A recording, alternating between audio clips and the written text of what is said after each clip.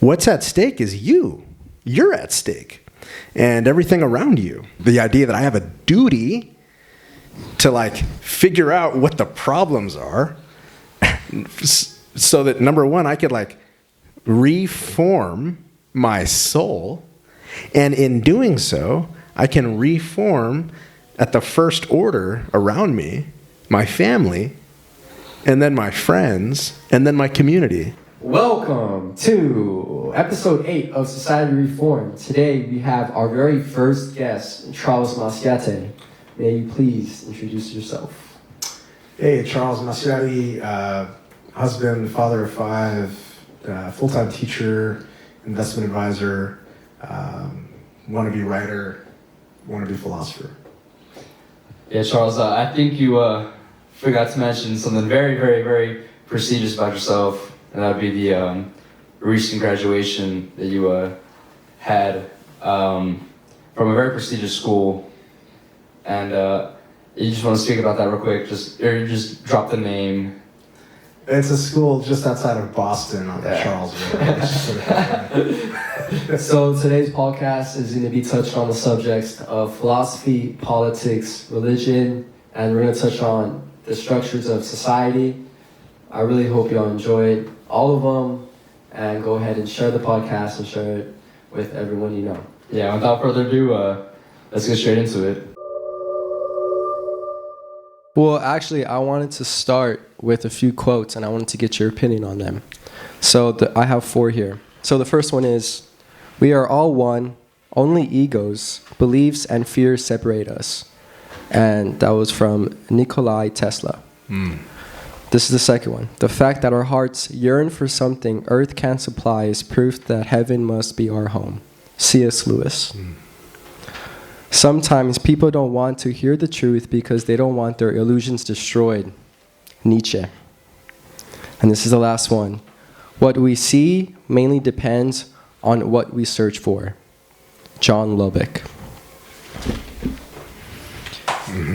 What do you think? What are your thoughts? I like that second one. Can you go ahead and read that again? I think it was C.S. Lewis. The C.S. Lewis one? Yes. "The fact that our hearts yearn for something earth can't supply is proof that heaven must be our home." And yeah, that one hits home because it's it makes sense. It's almost like it's kind of taken an observation of the innate desire in our human in our self for just fulfillment and purpose, and it's saying that the worldly offerings, they don't contain enough to be able to supply that for our needs. And I think it's a really good argument for, you could say existence of God and all those, but I think it's also kind of just it's a step forward to, I feel like everyone has their own set purpose, but what I've seen too is that so many people get caught up in the just, I guess, river of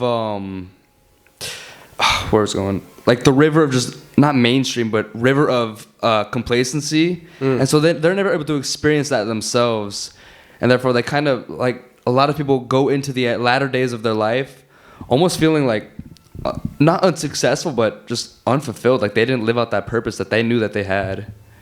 You see?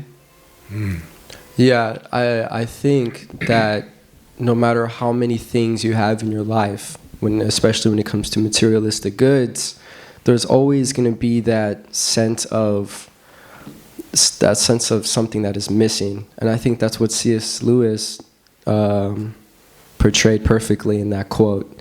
Because no matter how wealthy you can be, no matter how many things you have, there's always going to be something missing. There's always, and you've seen examples of this of celebrities, countless celebrities who unfortunately commit suicide or overdose and and you would think that they have everything. They have the mansion, they have the house, they have the girls, they have the drugs, they have everything you can imagine, everything that we want as middle-class citizens, what we think is going to bring happiness, but at the same time it doesn't bring happiness. Instead, it just fills a temporary void in our life. And I think that yearning for something is a very deep, innate emotion that all humans have in common. It's like a universal feeling that our life is not here, but instead there must be a place that does not involve suffering.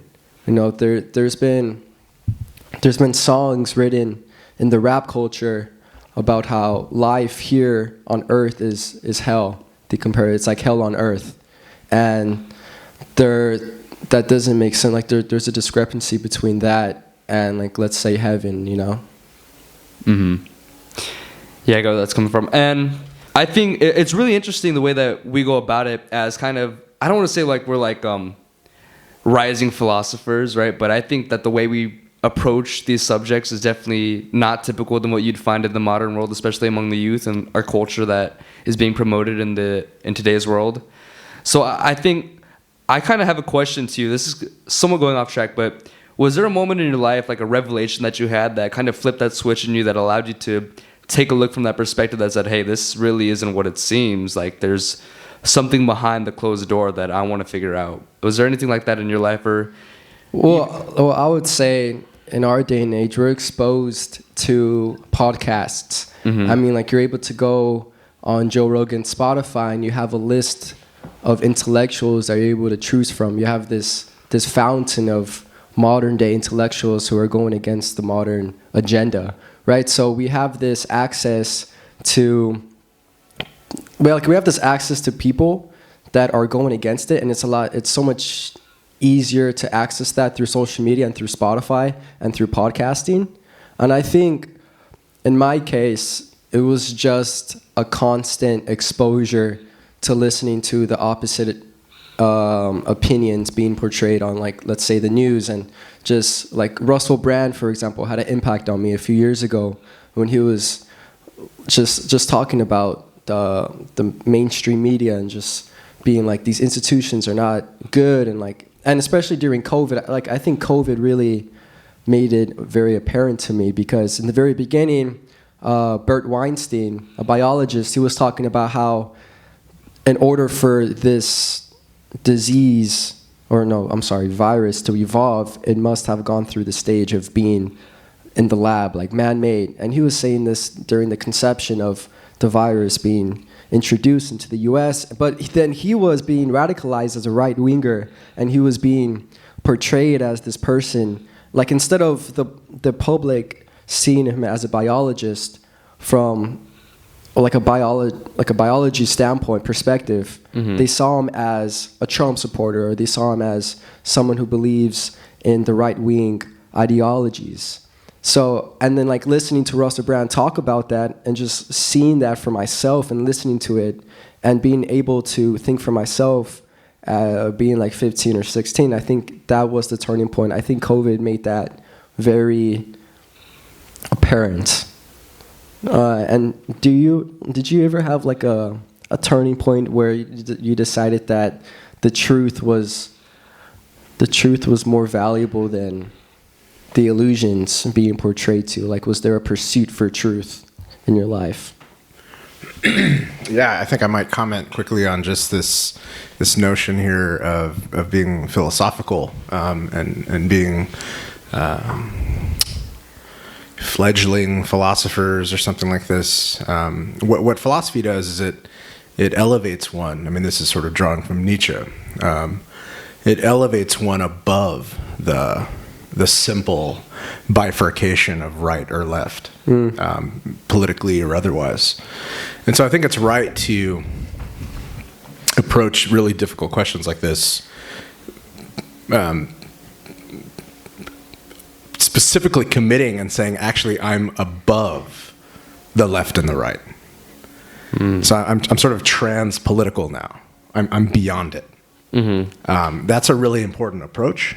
I think that's a really important commitment, and just so I think it's essential that you say, well, before it's no different than science, right? I'm going to take an objective approach at things, right? I'm going to acknowledge I have implicit bias. I'm going to acknowledge I have biases from my parents or my grandparents, my religion, or lack thereof, whatever.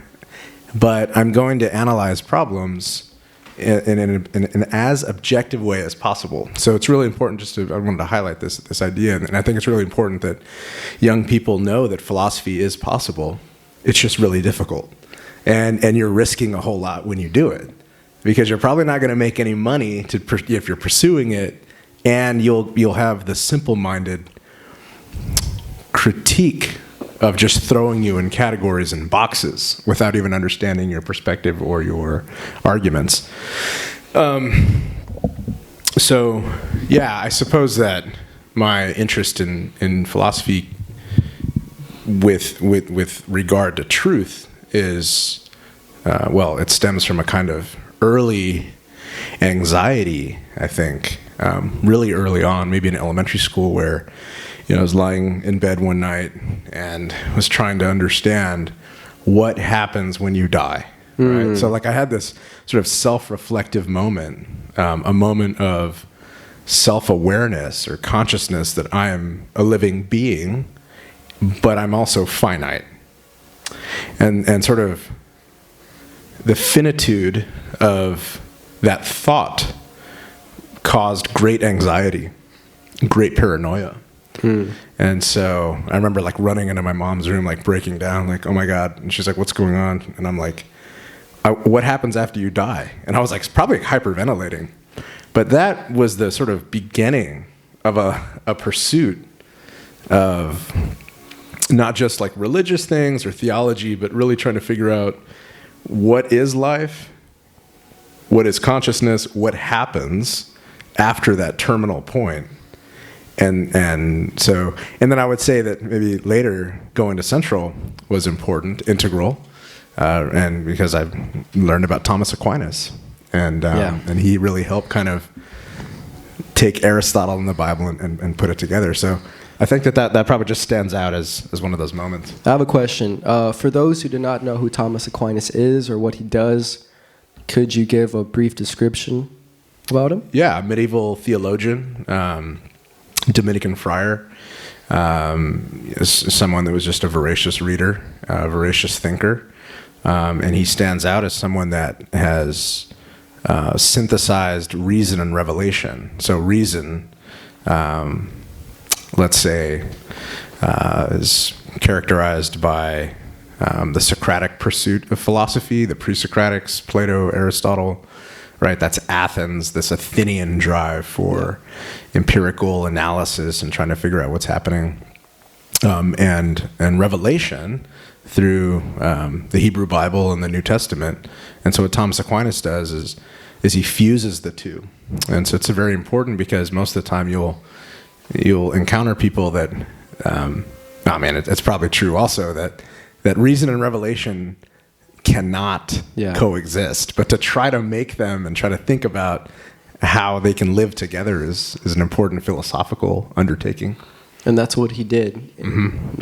Yeah, his main work is the Summa Theologica, right? This huge tome of any and all questions related to theology, theological investigations. I like that. I want to go back to something you mentioned earlier within your Revelation story, how you figured out, although we are finite beings and living in the modern world, or just in the world itself, I had something similar, almost like a parallel story that happened to me too, but mine was it was kind of in a different way. It started actually, I want to say 5th grade, and I was in the library, and I was reading a bunch of books, and I forgot what book I came across, but I read something, and later that day, I went online, and I researched, it had to have been something with the, it was a super random topic. I want to say the pyramids in Egypt, but somehow that led me to just go on to this rabbit hole on just not conspiracies, but just just a deeper explanation for truth and all that. Because it started with a simple question who built the pyramids in Egypt, and then from there I just kept on going down to just down the ladder on things like that. And as I've grown older and matured and just kind of formed concrete just opinions and conclusions as to from what I've started from, I kind of like to think that although we are finite, I feel like that gives life value in the sense that how it's the only substance in our lives that we cannot physically attain more of, no matter how hard you try it. So time, the most valuable asset, the only asset that money can never buy. And so I think that when we take a realization of that, how each second and each breath we take, we're slowly trickling away towards our last, it almost gives us, kind of provokes us, or just it should enable us to not only be more appreciative of how we are living in the present time, but almost I feel like it kind of makes me question life, because if we live, people say sometimes we live to die, but there was a quote, I forget who said it, but it says everyone dies, but not everyone lives. And so the whole concept of death and life and how there's a direct relation between the two, it absolutely boggles my mind. And just that whole theories on everything around that, those are topics that I love talking about, because you can go so many ways, so many directions with the two. It's just one of those things that, you can take it into a super intellectual conversation. I kind of want to shift that towards that topic now. I want to ask a question, and it's open in the air for anyone to take it, but it's kind of being the same question we asked before, but what honestly do you think happens after someone takes their last breath and they're laid into the tomb? Well, that's a question that I'm still trying to answer for myself. I mean, that's a very difficult question. I mean, you can go so many different ways. You can go from like a theological perspective, or you can go just trying to figure it out on your own. I think if you are a devout Christian, a Catholic, then you think that you're going to go to heaven. And I'm not sure exactly what part of you goes to heaven, if it's your soul, if it's your entire body, if it's just some weird, I don't know, like conscious mirror image of yourself on earth that goes to heaven. Like, those are questions that I'm still trying to answer for myself, and I'm sure I'm going to be answering the same question for my entire life. Yeah, so I would hope to believe that there is a place beyond earth, An afterlife. That time, like, you're not a prisoner of time, to where time is just, it's infinite, but you don't really feel time. If you're on earth, you feel it and you experience it. And I think if there is a heaven that does not exist, and you're going to be with your loved ones, and it's just this happy, euphoric place, that's what I'm really hoping for, and that's what I'm faithful of, for sure. Do you? Yeah, I think part of the difficulty with a question like this is how, as finite beings, we could fathom the infinite or fathom the eternal. And I think that the contemplation of the eternal causes tremendous anxiety. But I would say that I've often appealed to, the first law of thermodynamics, right? Energy is neither created or destroyed. And so it's still not clear whether or not consciousness is energy. I mean, I suppose it probably is. But that never dies, according to physics. And so, once the corporeal finite body dies, what happens to the immaterial, the incorporeal consciousness or the soul? Now, to Roger's point, I think that in many monotheistic expressions, the soul is a real thing.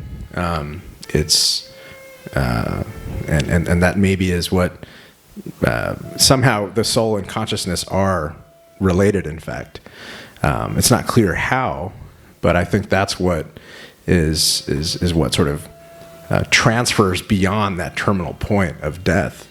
And of course, you would appeal then, if you're a Christian, to scriptures, right? You would say, hey, well, this is a picture of what the afterlife could look like. Maybe there's some.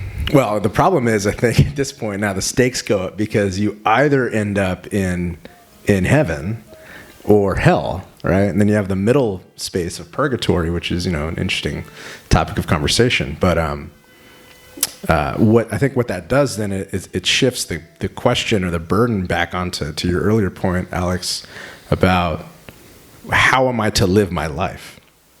So the stakes are raised up, right? So I want to live my life such that these, if the stakes are eternal, I want to end up in the best state of affairs, which would probably be heaven, unless you take the approach that I'd rather be a king in hell than serve in heaven or something like this.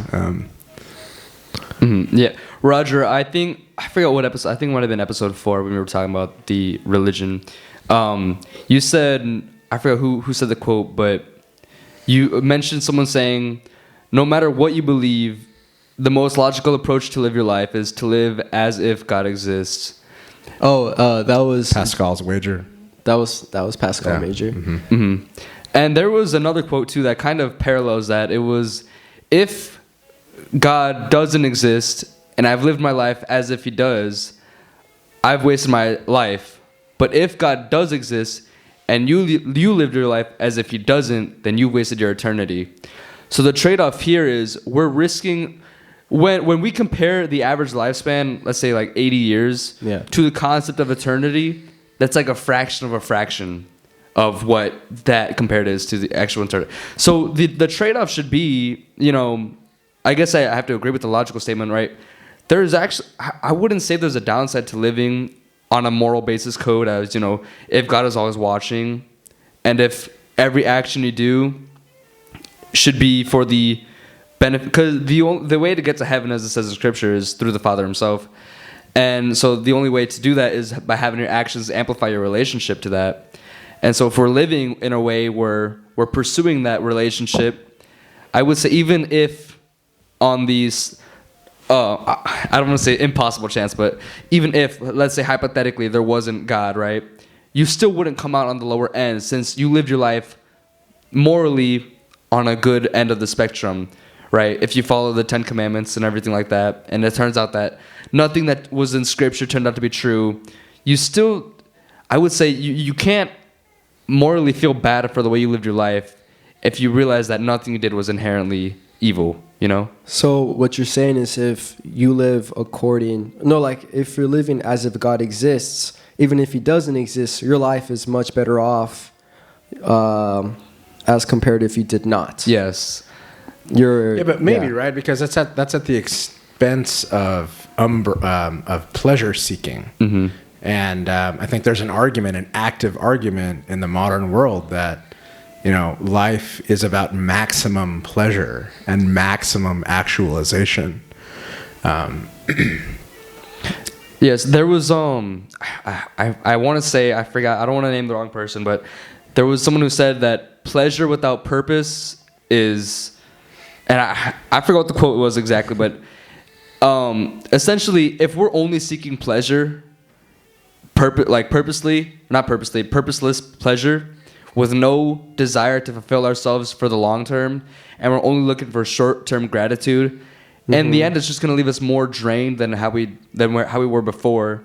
Since all pleasure is just it's gratification of the flesh, as I like to call it, right? You're just satisfying your worldly desires. Yeah. But your worldly desires cannot be or your inner self. So the like we were talking about before, the things that cause those desires to be there in the first place, which would be like your mind and consciousness, and those cannot be satisfied and fulfilled by the offerings that the world has. And so I think the only logical way is to find a higher purpose and ascend further than what we've seen popular culture promote in terms of pleasure seeking. Here's a question. Do you think that society has a role to play? And my point is going to be this. If, let's say your soul is so morally destroyed, you start unconsciously pursuing pleasure. So it's not you're not consciously doing it. Instead, it's just a byproduct of what society wants you to do. But you're so blind, or you're not, let's say, woke enough to realize that. Almost it's like automatic, where you can't even... And the reason why I'm saying that, the reason why I'm saying that is because we've seen the same pleasure-seeking activities since the day of Jesus in almost every culture, every society. So it's just it's this universal thing that every human has gone through. But I wonder if let's say a certain society is, if the structure of it is morally founded in, let's say, a religious aspect, if everybody in that society can live a prosperous life instead of there being outcasts or people who are poor or homeless. I mean, these are I wonder why these things happen. If especially in America, how are we the best country in the world if yet you go down to any city in America and there's so many homeless people and there's poverty and I mean it's Yeah, I think it's kind of hard to place the label on the greatest, an objective definition of what great is in terms of a country, since there's so many statistics to look at. But I want to go back to something you said earlier on is if our society majority focused on the whole religion aspect of it, do you think we'd be more prosperous? I want to add something. When we look at the Spartans, right, they kind of took that same approach, but instead of religion, they put that towards their military.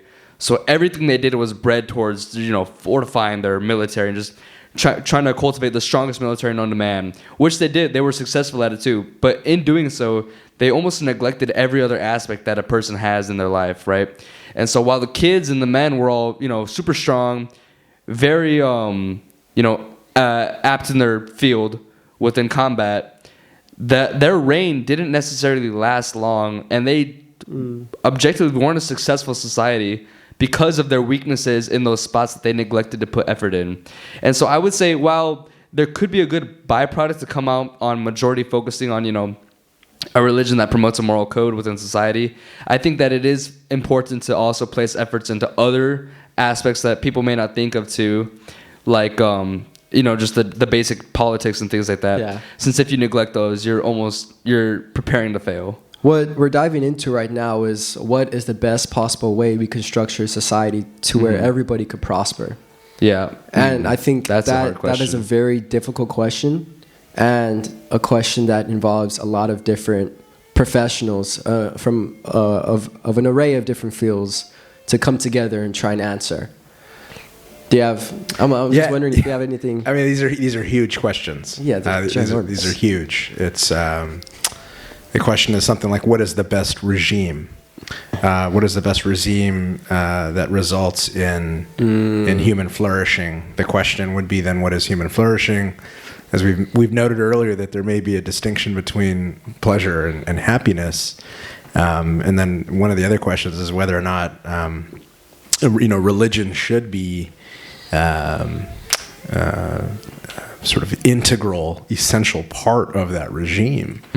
I think the reason why we're sort of confused is because in the late modern, postmodern worlds that we've been sort of thrown into, especially with the Enlightenment, the American fathers, or the American founding fathers, had a properly deist view of the universe, right? And so by deism we mean that there's a God who's an architect, but he's not necessarily interested in intervening in human affairs. And so what that does is that undermines Christianity, because that's sort of contrary to what Jesus was preaching. Jesus was saying, hey, well, God actually does care. By the way, I'm here. I care. All right. So, and he was God, right? So, fully God, fully man. So, I think part of the perplexity that we find ourselves in is a result of that Enlightenment commitment to the separation of church and state, the Enlightenment commitment to there being an architect God, but not necessarily a sort of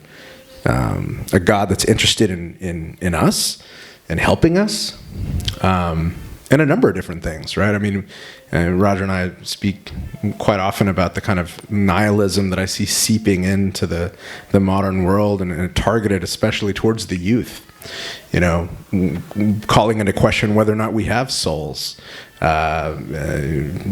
encouraging us to identify with our temporal, corporeal bodies. But we're so much more than that, right? Yeah. So I suppose that one way to answer the question about the regime is to ask, number one, what is happiness, and how could the regime be structured such that diverse to authority structures, but we know that we can never grow without discipline. And so, it's a really difficult question. That's my best shot at maybe framing something like this. Yeah, and what we've seen lately, we've seen different political ideologies take place in our society. We have had different political regimes take place. We've had, well, we're in a culture of capitalism. We've seen crazy tyrannical leaders in our In the past century, we've experienced just all different types of different ways political ideologies take place in society, and we've seen that none of them really work to the benefit of all people. Well, my question that I kind of want to raise is that what is the what's the exigent? What's their exigence behind all this, right? Are they looking? Because obviously, if there's an action, there has to have been someone that caused that action, right? Or a driving force that pushed them to, act on it or execute the action. So when we're talking about modern activities, especially with, in today's world, you see it a lot with ideologies and very extremist people, right, promoting their ideologies and things like that. Is it driven by a desire for power, a desire for influence? Is it like because when we compare our modern society to the society of 50 years ago, 100 years ago, right? They're very different in almost every aspect, especially in terms of how culture is, right? Mm-hmm. And so my question is like, not only A, where did it come from, but B, what is their end goal too? Yeah. This is really good. These are really, really hard questions. Language represents reality in some way, right?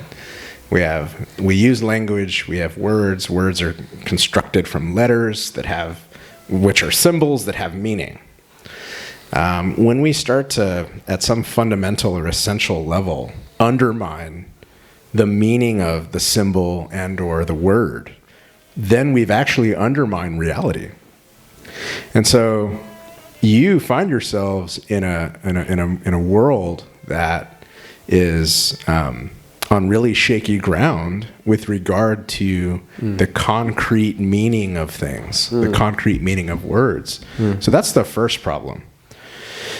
The second problem is this sort of materialist worldview, right? That like the only thing that exists is matter in motion. That's it. Maybe there's not a soul. Maybe there is consciousness, but it's not the soul. The only thing that matters is what happens here. So I have to max out while I'm here. That's the other thing. That's aggravated by technology. Mm-hmm. And so the more immersive technology becomes, Apple just put out their headset yesterday or whatever, right? Or just like blasted on the news. But like the more technology becomes immersive, now it's no longer a question of the material in motion. It's just the virtual. And if that becomes even more sort of to the Ready Player One kind of point, right, where I'm just lost in a virtual environment, then the matter doesn't even matter. Yeah. And then all of that is further it's aggravated and accelerated by the drive for technological advancement that is no longer contingent on human resources. So now, because AI can write its own code, it can innovate without our authority over it. Mm-hmm. So these are really crucial, critical problems that jeopardize civilization, in fact. Yeah, I'm really fearful, actually, especially as someone who's going to have to be left to deal with the consequences of the of the generations that are putting these things into place right now. So Roger and our generation is going to have to be the one that's going to really feel the full force of the effects that's going to come. Yeah. I'm really fearful for how society is going to be able to act and function, especially now that we're seeing people they're all dopamine seekers, right? So they're all looking for that next hit of dopamine. And when you look at the inventions that these big companies are putting out, like Apple's Vision Pro, when you take that a step further, and I do believe it's going to go a step further, so I think this is like base one, right? When it gets super advanced, almost going back to that Ready Player One type of world, you're living in a utopian dystopian society where everything seems perfect when it's not. Like it's super scary, especially as someone who kind of understands the matter of the fact behind it, right? Because I think the average person going into the I want to say the technological age, they're the advanced one, I should say, they're not going to understand that they're being actively manipulated by what they're seeing in front of them. And not only are they being manipulated, they're being influenced too, and they're going to like it in the sense where they're getting their dopamine receptors just absolutely fried by everything. Since it's instant pleasure, it's how they want it, it's when they want it, and it's the exact way. And the access for pleasure and dopamine instantly becomes unlimited. And not only that, it is there forever too. So that's the scary part. In modern world, people are already glued to their phones as is. Yeah. But when you take the phone and you replace it with reality, then you're walking into unknown territories, and it just gets super scary, the possibilities and the consequences that are to follow. Yeah, and I think it could go deeper than just dopamine hits. I mean, if you have a VR headset, and like this is kind of alluding to George Orwell's 1984, if you have a VR headset, right, they can start spewing out propaganda to you without you even realizing. Like, you get so accustomed to the same messages, you start becoming programmed. You become a robot once you have this thing on. So, and it's weird that you say that we're going to have to deal with the consequences of the generation before us. And, like, what exactly do you mean by that? Like, is what the generation before us, is what they're doing that harmful to our society and to our civilization? Or yeah, and that's my generation. Yeah. I'm the generation. Tell us. I'm the generation before you, right? Like, is it really as bad as y'all are saying? Like, what's the truth here? Well, the problem with our generation is that we didn't have any reliable philosophers. And when we did, they were more often on the extremes, right? So, like, whether they become super theological and or super Marxist, Nietzsche/nihilists. There weren't any reliable sort of middle of the road kind of philosophers. I mean, none that I became aware of. In fact, and that's why I had to, when I studied the great books and I studied the classics of Western thought, the history of thought, I really would argue that, philosophy stops after Nietzsche because of what he's able to excavate in the death of God, right? He's reporting that around 1886 or so with Beyond Good and Evil, and then a little bit before that and after that, that God had already died in Europe. So you find yourselves in a world that is totally decentered from any reliable anchor, metaphysical or otherwise. And it is our fault, right? Because and maybe we were victimized by the advent of America Online. Like in '95, I was in 7th grade or something when this came out, right? And so my friend and I were just always logged in. We weren't able to peel ourselves away from Nintendo 64, PlayStation 1, PlayStation 2, the MTV generation, the Rage Against the Machine, anger / perennial revolution. And so I think that you brought up, some of these figures in podcasts who have been important voices, I think, just to show the alternative to the state of affairs in which you find yourself. And I would say maybe just, that what you're doing here and having conversations like this is what I didn't have at your age, right? What I had at your age was really individual conversations at Central, with guys that were really sort of smart and wanted to know about things, but it was only like one guy. And everyone else is interested in going to college and making a lot of money. So there is a need for philosophy, and it's almost an existential need. It's almost an existential need. Your generation needs you to be courageous enough to ask these questions and risk everything in the asking of the question. That's very bizarre to me. Yeah. So where we're living in a day and age where even asking questions like this is deemed or seen as harmful. It's just, that doesn't make sense. It's harmful. To me. It's harmful because of the technocratic overlords, right? So we have a Silicon Valley that's the new Jerusalem in America, right? This is the technocratic, the monopolization of society with regard and in service to technological advancement at all costs. And so this is what I would sort of, I'm thinking about like techno-nihilism, right? I mean, it's just like, we just need to continue advancing and do what we can to like, go make $1 billion by creating the next crypto platform, and then take, 300 million and just start siphoning it off into political parties that you represent. That creates this sort of closed system where the question about technology itself is not even possible.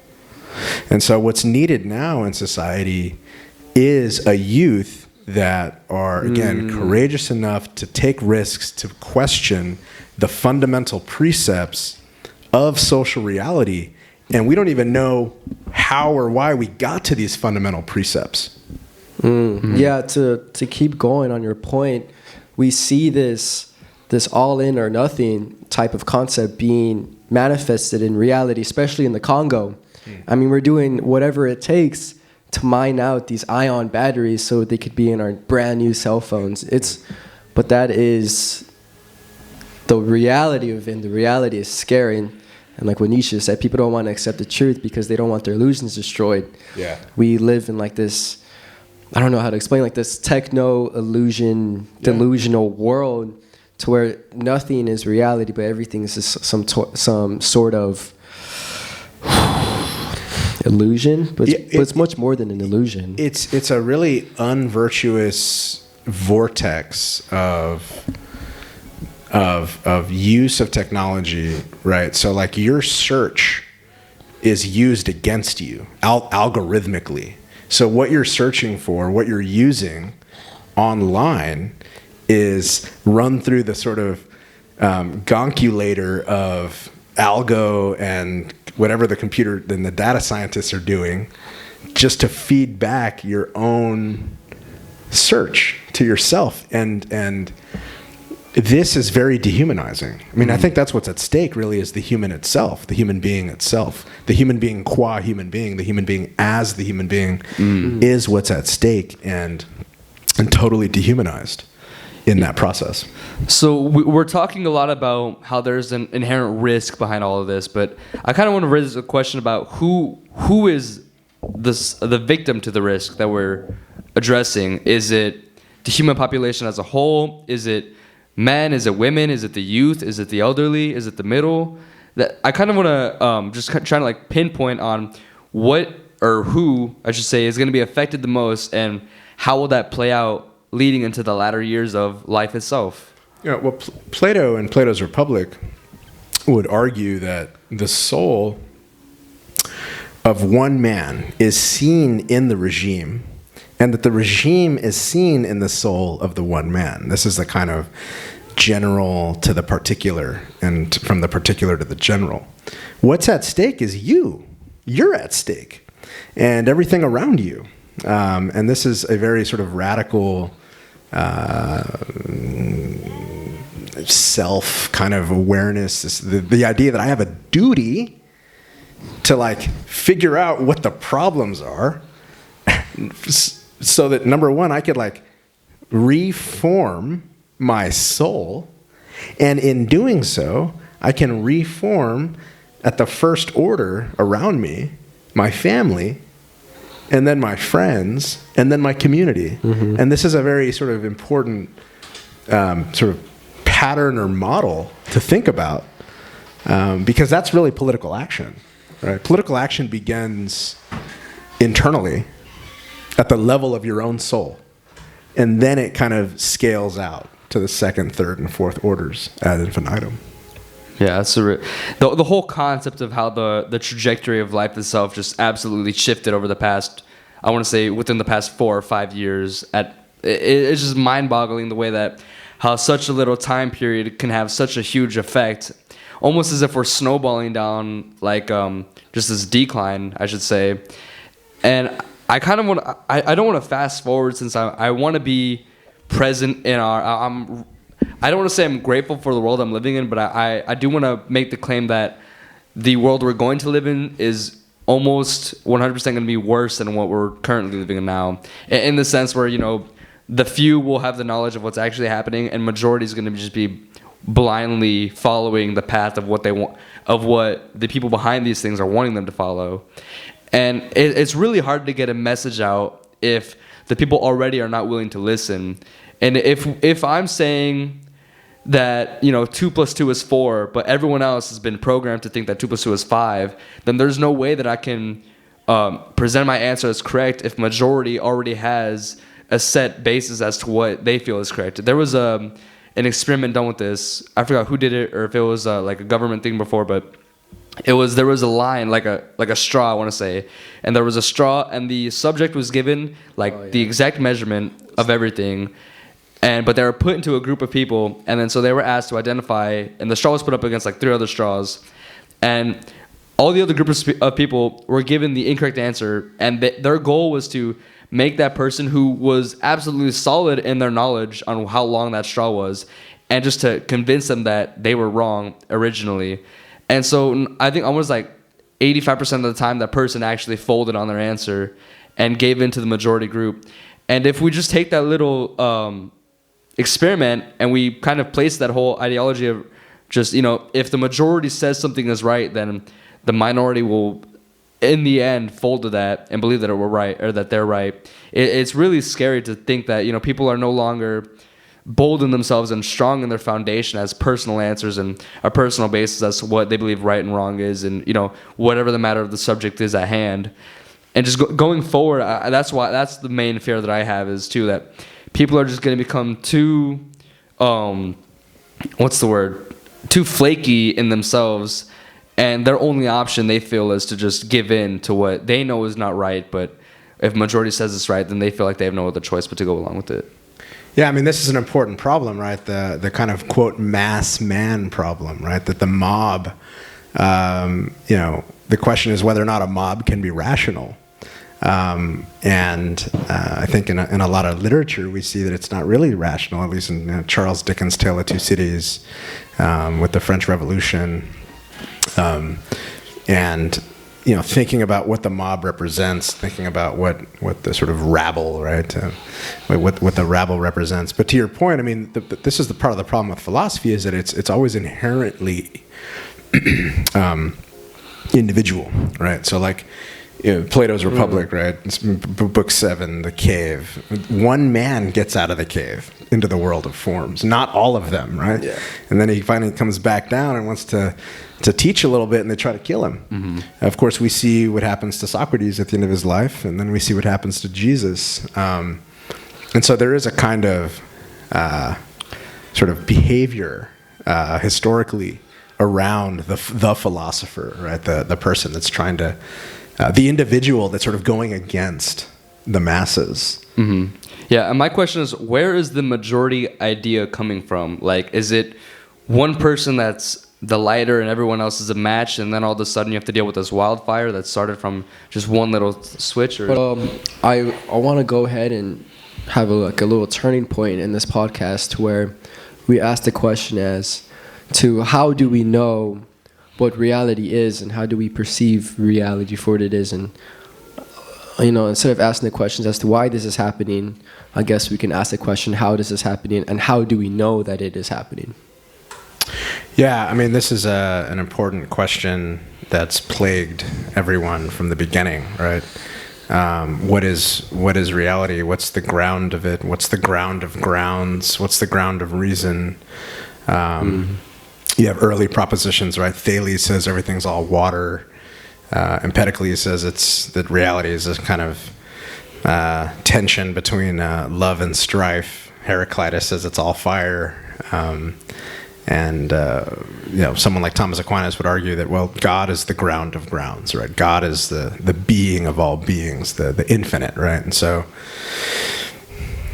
all of those propositions factor into that question: how do I know what reality is? And Aristotle picks this up in his Metaphysics, where he's wondering, what's the cause of all causes, right? Nothing can exist without some cause. Right? This is just the cause and effect. I mean, this is the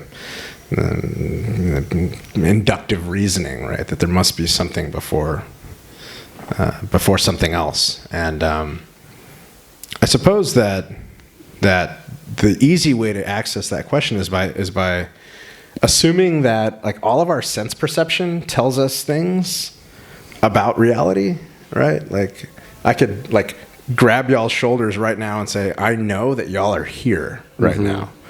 You could run the thought experiment and say, I don't know that I exist. But that's kind of naive. It's kind of like infantile, right? I mean, some of my students actually make the same, and it's fun, it's funny.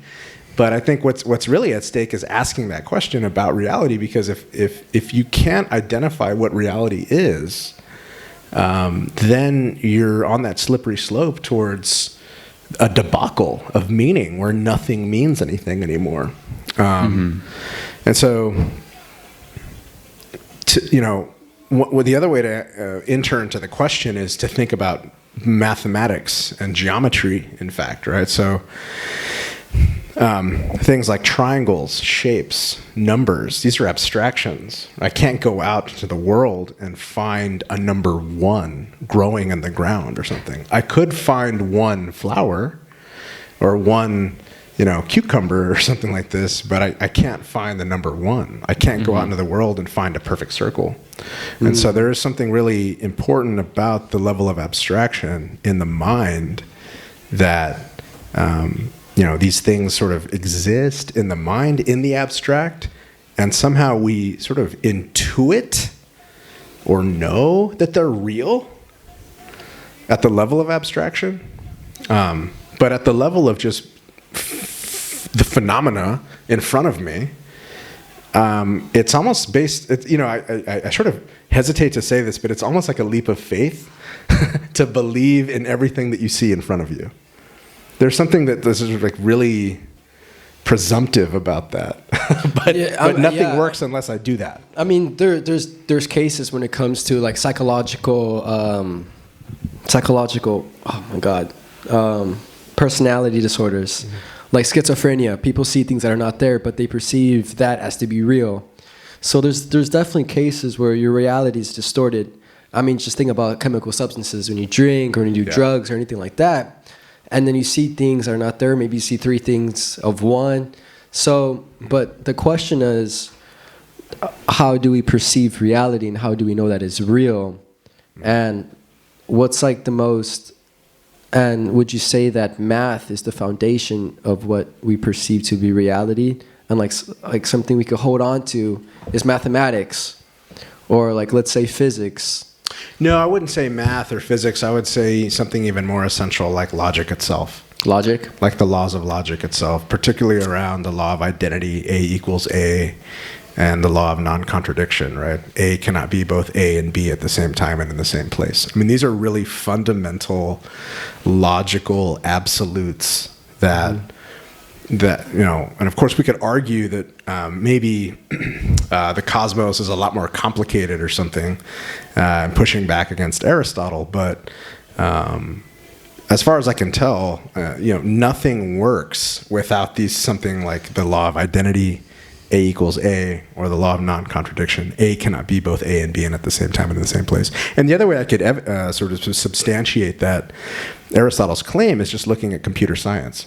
Of course, we don't have to get into the quantum theory yet, or the quantum computing yet, but nothing really happens without a 1 and a 0. Binary, right? Binary foundational sort of programming language. Yeah. Yeah.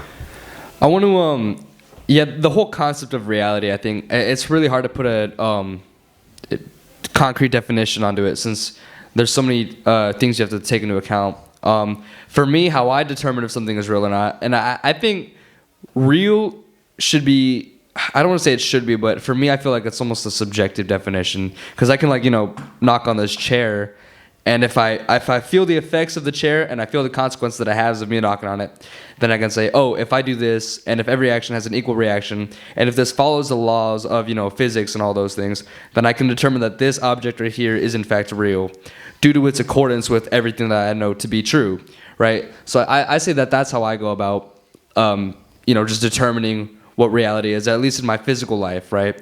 But then you kind of look into another realm, let's say the spiritual realm, or even if like, dreams, which is another interesting topic that it kind of befuddles me too, right? Since you have this almost, I guess just, I don't want to say realm, but like, whatever it is, right? This dream world, and however the mind does it when you're embodying a figure that isn't really you, but it's also you in a different form, and you're having these experiences, and sometimes it's even hard to determine what's real or what happened in a dream that you're taking into account as real, since the whole concept of dreams is that it happens when you're unconscious, right? And so that it's your subconscious brain that's doing the driving factor to program that. And so that really boggles my mind, just because because I've had dreams that I've experienced later, almost like deja vu, but not really deja vu, since the whole thing, it's really hard to place the words into the order, like into the whole thing. I'm getting lost in my own sauce, right? Yeah. But no, for sure. Oh, are you gonna? Well, if you're very curious into this world of dreams, just read the interpretation of dreams by Freud. It's pretty thick, but he gives good explanations as to why you dream certain things, and why like you see a clock, for example, or you see like certain things in your dreams. And there's even I forgot the name of psychologist, but there's like this universal person that everybody sees in a dream, and he means a certain thing. So the dream world is a very interesting world, but if you want to dive deeper into it, just study Freud, just read Freudian's work. Yeah, Freud's really good as, I think, a good starting place. In fact, I think I read The Interpretation of Dreams as a senior in high school. But I think I'm a bigger fan of his best student, Jung, Carl Jung. I think Jordan Peterson has brought him out as sort of like he's championed Jung mainly around archetypes. Yeah. One thing I might say about dreams, though, and maybe just psychology in general, the way we think about the psyche, is that it might be the case that there are layers to reality, in fact, right? And so, one possible proposition is that at the level of dreams, you're at something that's real, but it's less real than your waking conscious life. But even then, your waking conscious life, and maybe this might be a bit too Catholic or something, but like at the level of your waking conscious life, you're still less real than God's reality. You're less real than whatever you're experiencing at this phenomenal level is less real than what's happening at the higher transcendental planes, where God and the entities like angels and whatnot are existing. If we're kind of if we're talking about God, he's a being who's not bound to the restrictions of time, matter, and space, right? That kind of raises the question: Is that make me? Yeah. So like going back to what you said, am I less real because I am bound to those? Does that make me finite, since he's infinite? Or when we take a look at the differences in how they pose an impact on us, right? If I'm bound to these constrictions, how does that there's a lot of ways you can go about this. I don't want to ask that the question is, does that make God less real since he's not, or does that make him more real since, if we're looking at him as the authority and the creator of that, I guess that would make him the ultimate, real being, right? And everything else is just a byproduct of his creation. But well, I mean, I think that the claim is, right, in the beginning God created the heavens and the earth, and that if you couple that with John 1, right, in the beginning was the Word, and the Word was with God, and the Word was God, that somehow there's this, just like a geometric proof cannot begin without there first being a point, that God, particularly the Logos, which would be Christ, is the point from which all reality flows, in fact. And it's only intelligible because we could use language logically, because the laws of logic are actually real. And so the relationship between Logos and the laws of logic are uncannily close to one another. I mean, it's almost, it's almost uncomfortable for me to think about how near logic is to Logos as Christ. Like, I don't know how to work this out, but I know that there's something there, and it's worthy of investigation. Mm-hmm. Yeah, it's just concepts and topics like these. It's kind of hard to just, I guess, have a discussion about them, since there's so much knowledge that has yet to be discovered as concrete truth and fact. But I think it's good that we're bringing it up, just because it's not something that you hear brought up every day, especially with people our age. But I kind of want to ask another question, as if, I know we talked about earlier in the episode the concept of death and life and all that. So if we know that death exists, does that confirm that life exists in a real plane? Like, I feel like I worded that badly. Like, is the death a confirmation of reality, is what I want to say. Yeah, I mean, I'm not sure. Is death a confirmation of reality? I don't know. I could maybe answer it like this, or try to, is that when I lose someone to death, nothing feels more real than the suffering of that loss. I think this is why someone like Heidegger, who's more of a contemporary German philosopher, is very concerned with the problem of death. And also in the Eastern Orthodox, right, the kind of memento mori, right? Be reminded of death, right? That this is, we're all headed towards this this event. But I suppose I can only answer it by claiming that nothing feels more real or is more real than the suffering experienced in the loss of someone that I love. Yeah.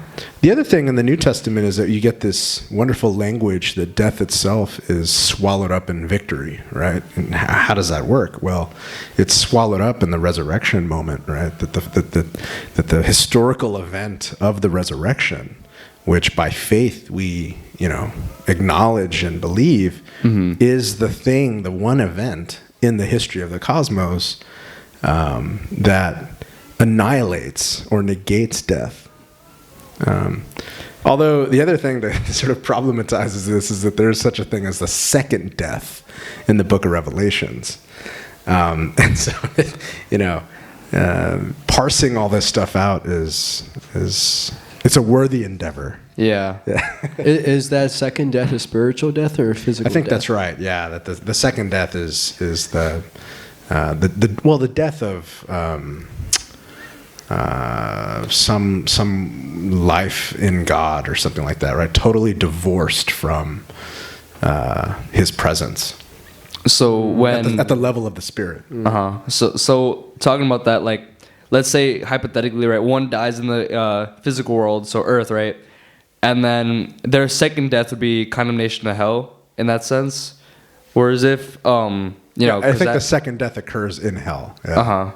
And I've never got like a concrete answer to this. I'm not sure if you'll be able to supply it, but when we're talking about hell, right, is it constant torture, or is it the soul ceases to exist? So that's where second death comes in, where you no longer have a place within the universe and galaxy anymore. You're just gone. Which, if that is to be true, then my mind is gonna like blow up because. Well, like, isn't that question debatable amongst theologians? Don't they argue if does hell really exist?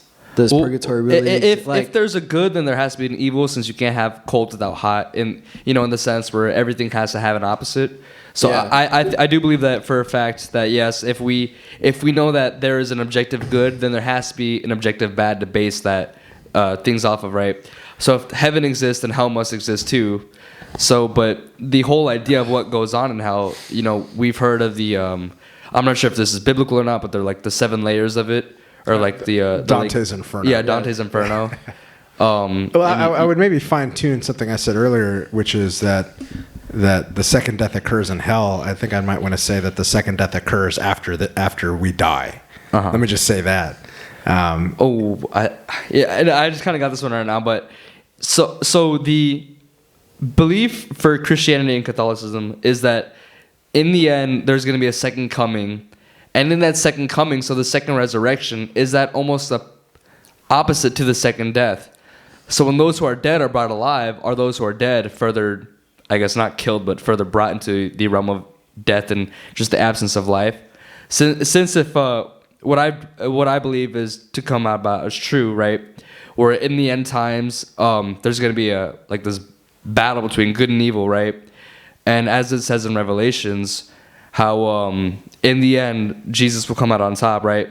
And there's just going to be like the whole concept just kind of just like the goal is from what I understand is that it's a relocation to spend eternity with God. That's just the goal of life, right? From my understanding.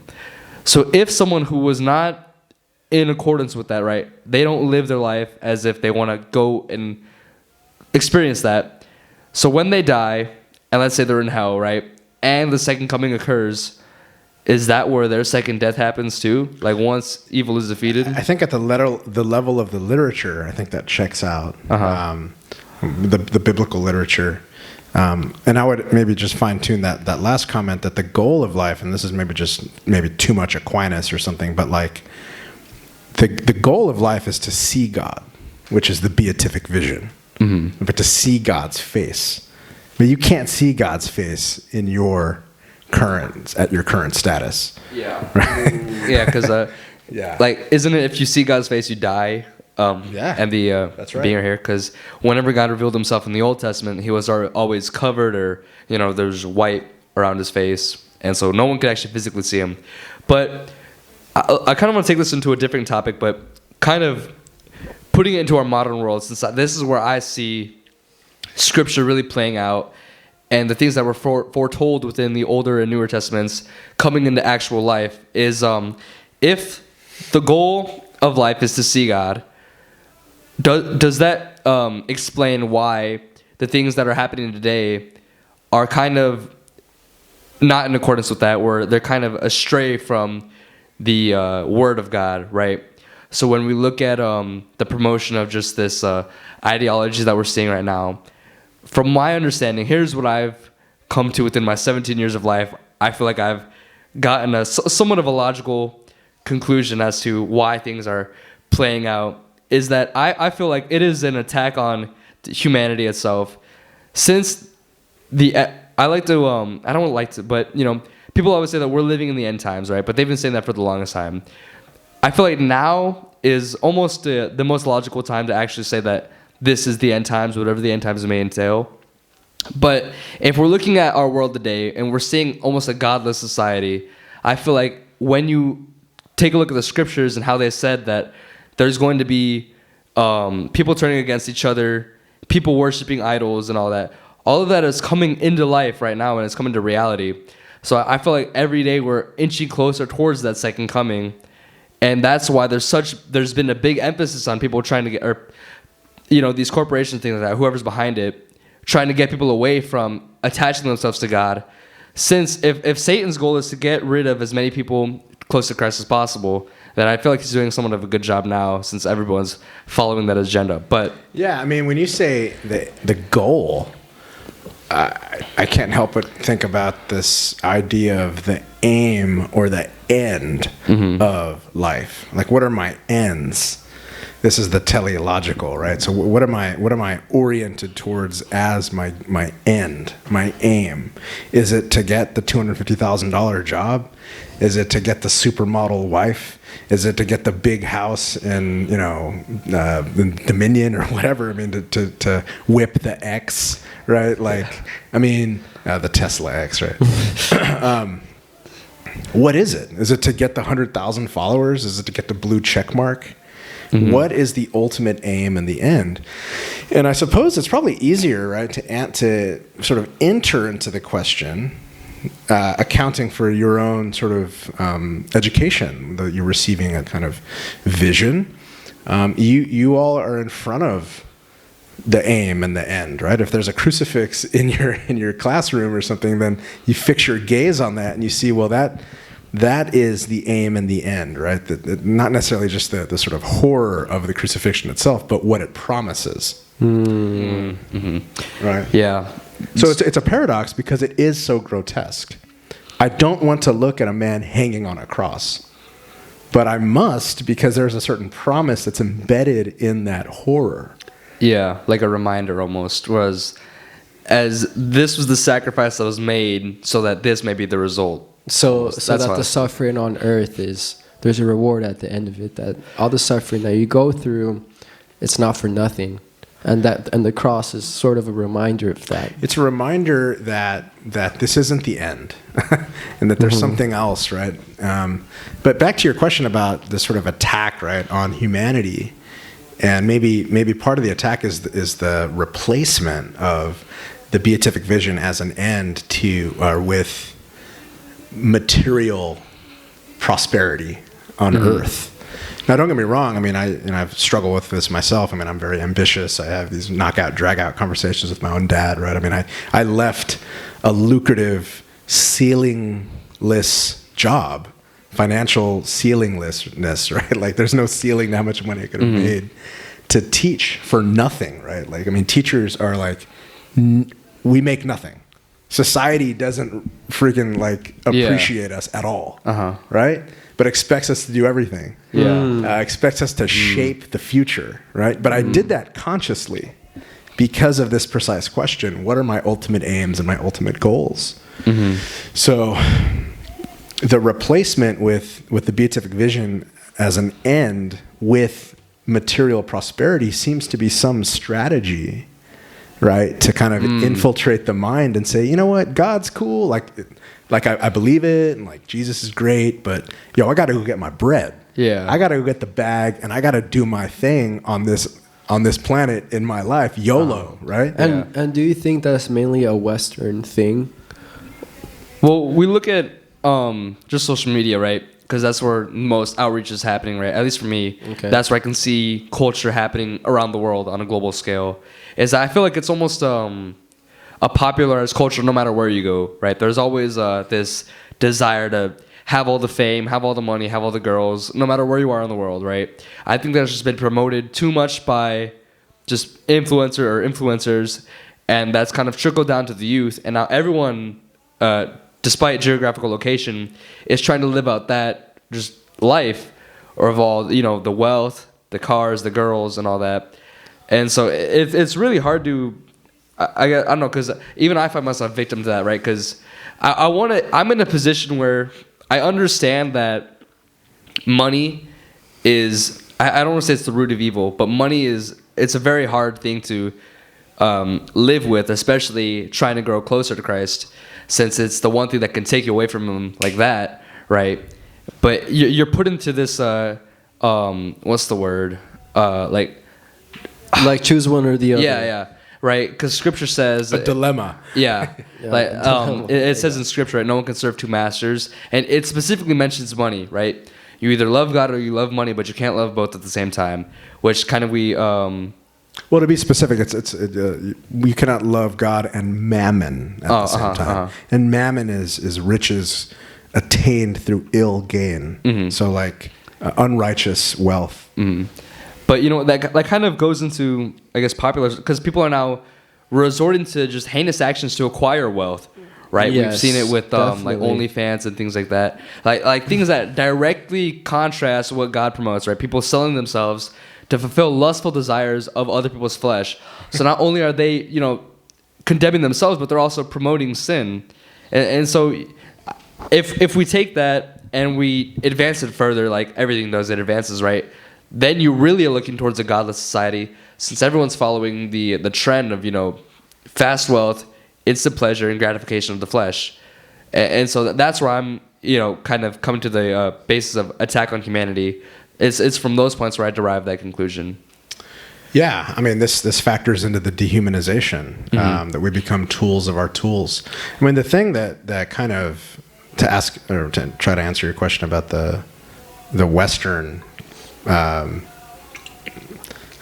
slouching towards simple wealth production or money making, it's beyond that, right? I mean, what the industrial revolutions have done, there's been like 4, right? Right now we're in the 4th industrial revolution, where AI and 3D printing and blockchain and Internet of Things. Right, this watch is feeding the cloud with everything that I'm doing, my pulse rate, my breathing habits, whether or not I exercise. It's like there's this sort of new techno god that has emerged on this planet.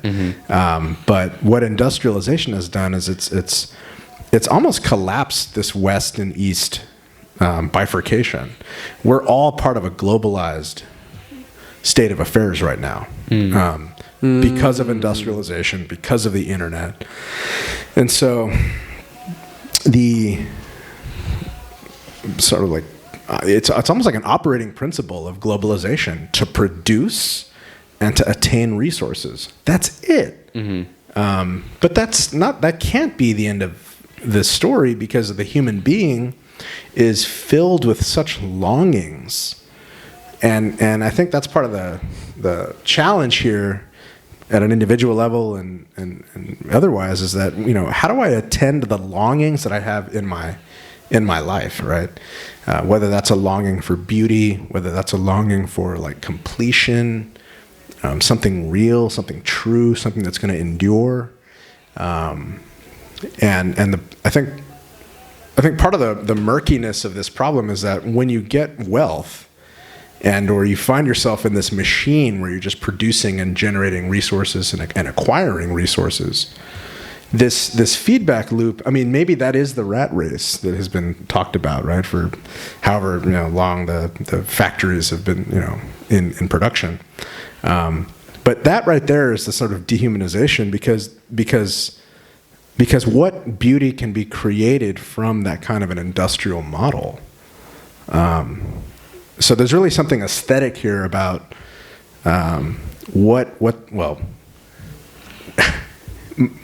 muddling up the human's longing on one hand, and then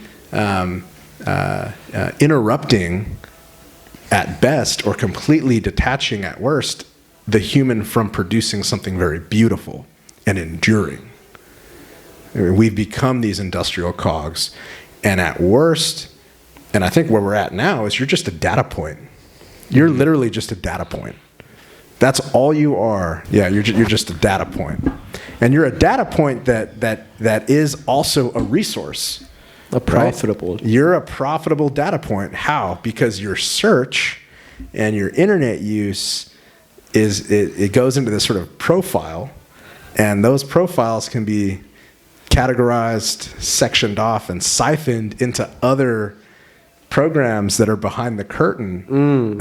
And what's really interesting is that we know how the algorithms work, but I don't think I've ever gotten this deep into it to where why this is happening. Like the fact that is true, that we are a data point to these mega wealthy corporations. Yeah, and you know what's scary is that recently, right, the whole Neuralink just got approved for production, or I think it was like testing. But if that were, which I honestly do think it will, become not a widespread thing, but just be pushed into the population, now they have access to your brain, right? And that's pretty much just game over as is. If you're giving authority to these corporations or companies, right, who I want to say don't have your best interests at heart, right? Because they're only, from my understanding, their only desire is to just attain a profit from you, right? Or just to manipulate you to just promote themselves, right? So when you're giving them authority to your brain, that's you're almost signing over your life to them. Well, like we are already giving them authority over our brain in a sense whenever they are attacking our chemicals in our brains. But when like something is actually plugged in, like you no longer have control over what. Yeah, like, I'm not really sure how the whole thing is gonna work. This whole Neuralink thing, since I haven't looked into it too much. Yeah, well, Elon was talking about on a Joe Rogan podcast. He was saying that the first versions of it are going to be used to sort of heal certain impairments like vision loss and certain like other diseases. So like that, like he's kind of framing it as this sort of technological advancement that's going to be used for humans. So it's going to be for the betterment of all, because it's going to heal these things that otherwise would have never been imaginable to be healed. Yeah, I think that's the first step.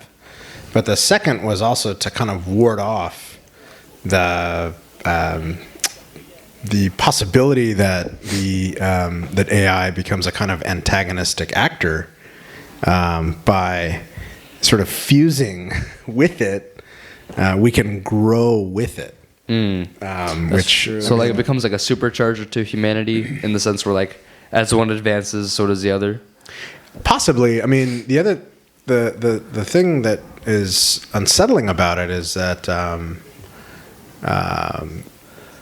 Well, again, I mean, this goes back to the question concerning technology. We're still not sure what it is, and I think we'd be wise to go back to something like the Tower of Babel in the Book of Genesis. Maybe that's chapter 11, where we all come together as one united front in humanity. Of course, we had one language back then, but we build this tower.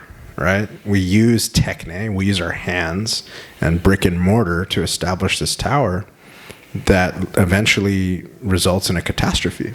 Yeah. Right? From what I'm getting is that I don't know, because when you take a look at the objective and purpose of Neuralink, right? We're not understanding the consequences of it. Since if we're looking at the positives, I feel like it's only logical and reasonable to look at the negatives too. And so what are the long-term effects of having just this implant in your brain, something that we've never seen in humanity's history before, an actual, something that is not naturally created in your brain, and how will that affect, will that affect your children, since you're birthing something that is, now a byproduct of something that has technological communication and things like the whole concept, it's really scary, but it's also I can't seem to fathom it, how that will play out into reality. I'm honestly not sure, like how to answer those questions, Yeah. because we have seen. I mean, like, people take medications, and then their offspring have a good chance of getting the same disease as they do. But what you're like, are you trying to dig deep into like what happens if once you get the Neuralink, you're in a sense being programmed to another level because they're able to control your brain? Or to what extent is your body going to be affected by it? Since if we're using it to, let's say, heal blindness, blindness, stuff like that. If it has the ability to correct a wrong, will it also have the capability to wrong something that's right? Yeah, of course. I mean, this goes back to the sort of Francis Bacon and this idea of man's pursuit of more science and more knowledge, such that we then can dominate nature. We know that Adam was able to categorize nature, give names to flora and fauna and whatnot, but the drive towards advancement, right? Using our own tools, our own methodologies, will result in some ramifications that are unfathomable. And this is why philosophy is so important, because what philosophy must do is, and I don't think it can, philosophy cannot slow down this ever increasing velocity in technological advancement. It can't. Because, again, as I mentioned earlier, and we all know that AI can write its own code now. Yeah. So there's this drive that is already out of our hands. But we can. So what questioning does, what inquiry does, is it slows us down, so that we can actually get some clear vision. And I hope that Elon and other genius inventors or whatever are surrounding themselves with philosophers. I don't think they are, right? And that's part of the problem. They don't. I hope they are, but I don't think they are. Surrounding themselves with a good cabinet of counselors or something that are asking these existential philosophical questions. Yeah, well, when AI, let's just say, take ChatGPT, for example, probably the most popular AI we know today, right? When that was first introduced, the general population, we didn't know how to, but chaos erupted, essentially, right? Since it was such a new concept, and like you have this direct response machine that can answer these super, these hardcore, like it was answering questions that one would have to study years for, and it answered it like that. Like, my dad's a doctor, right? And so I asked him to ask the AI something that he learned in medical school, right? One that you would have to take years, and it gave him the correct answer. And when that entity was first introduced to humanity, right, people just didn't know how to react. Since all of a sudden, right, this whole concept of what is useful now and what is now irrelevant, since it's replaceable, that came into question. So as we further down the line of the life of AI and the integration of AI with the brain, I feel like we almost have to take a look at what's going to change within our core of society. Will school be necessary anymore if we have all the information already readily at our hands? Will just innate desires, will they stay the same if we're being programmed by computers? Will the drive to maintain a nuclear family, will that remain constant, right? So all these questions you really have to raise, since these are things that directly affect you, the viewer, us, me, all these things, and they're super important that we approach them as logical as possible, with as many minds as possible too. Since if it's just one person making all these decisions, then everyone's gonna have to just suffer that consequence, right? Which is, like you said, we have to really hope that the people who are making these decisions are taking all these things into account, which I'm not sure if they are, but if not, then I feel like we're almost left to not suffer, but we're just gonna have to see how it plays out, especially with every AI that's being introduced every single day. So the whole thing, it's very mind-boggling. Yeah, honestly, and it's kind of scary once you start asking these questions, because the reality starts manifesting itself quicker and quicker every single day. Like, these things start emerging in society. Mm-hmm. I mean, like, just look at what's happening in China. Like, there's some crazy techno stuff is going on. There was their classrooms now have like this headband that you wear, and an AI can detect like if the student's paying attention in class, which that's really crazy. That whole concept of something that's be able to like something with your brain, and it detects the concentration level of an individual. That whole thing is just absolutely mind-boggling as is. But remember, we are in the super early stages of this. This was only introduced, well, at least mainstreamly, was only introduced a couple months ago, right? 8 months ago. The first stage. Yeah. It's only going to get crazy. Oh yeah, we're in the early stages of it. But to your point, I mean, and I had some friends from China, and they had been using blockchains for 10 years before we even heard of it. Mm-hmm. And so this new kind of race, right, that we're in, one's reminded of like the space race or something between us and the Soviet Union. Mm-hmm. But I don't even know that there is a race anymore. It's just there's this all-consuming force that technology is representing, that's now shaping humans as its own resource, and it's totalized. Yeah. And so you can't even. So the question, one of the questions y'all started out with here is like, what's the best regime? Well, we could look at China and get a sense of what they think is the best regime. Because there's all this hubris and hatred against America and whatnot, but like, what's the alternative? One thing with China, which I feel like they're now suffering the consequences of, is their population control strategy, right? Limiting the families to only having a certain amount of kids and only having certain genders that is allowed to be in the household. And so when you look at the population of, like, let's just take America, right? The younger people are the most populous, and the chart should go like this. So as the further you go up in age, the less amount of people you should have living. But with China, it's now starting to look like this, where it's almost forming into like this rectangle, where you're even in the amount of elderlies you have with the amount of youth you have, which presents the problem of now. It was I think Patrick Bet-David was talking about this, how now China's seeing their effects, and I forgot what he said directly was happening, but their whole thing is, I don't know, China's they're a weird country with how they regulate their things like that, and we have the inverse problem, right? Mm-hmm. Like, we're not having babies. Yeah, that is a problem that modern America is happening, because people are now straying away from the traditional, desires of America. The want to raise and maintain a family at its core, and just I feel like if a family is strong, if multiple families are strong, that makes a community. And if the communities are strong, that makes a society. And if the society is so strong, that makes it prosperous, right? But if it starts at the root, and the root's all messed up, then all of a sudden you see a trickle-out effect, and that's what's happening right now in America.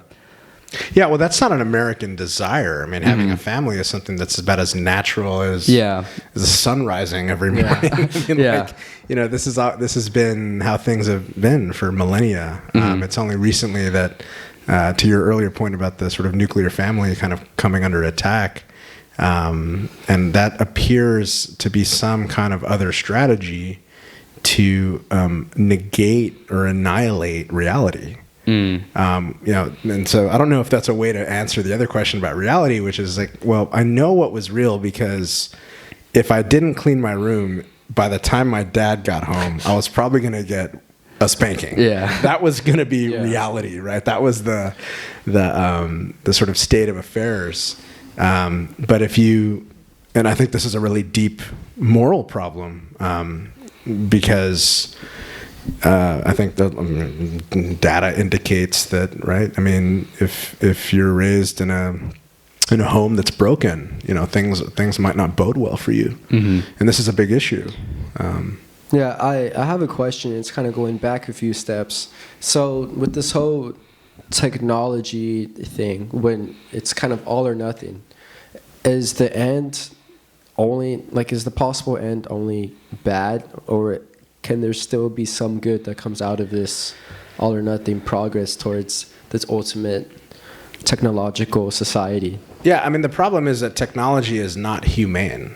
It doesn't have reason, right? It doesn't have a soul. If Elon or Apple or whoever puts out the robot, you know, 10 years from now, the android, you wouldn't be able to argue that entity. Well, the question is whether or not it is an entity, but if it is, does it have a soul? And I mean, I think the easy answer is it doesn't. Yeah. It's not attached to some metaphysics. It doesn't have access to the transcendental. In what sense could we say that it loves? In what sense can we say that it longs and wants to, you know, write poetry? Would it ever suffer? So instead, okay, so that makes a lot of sense.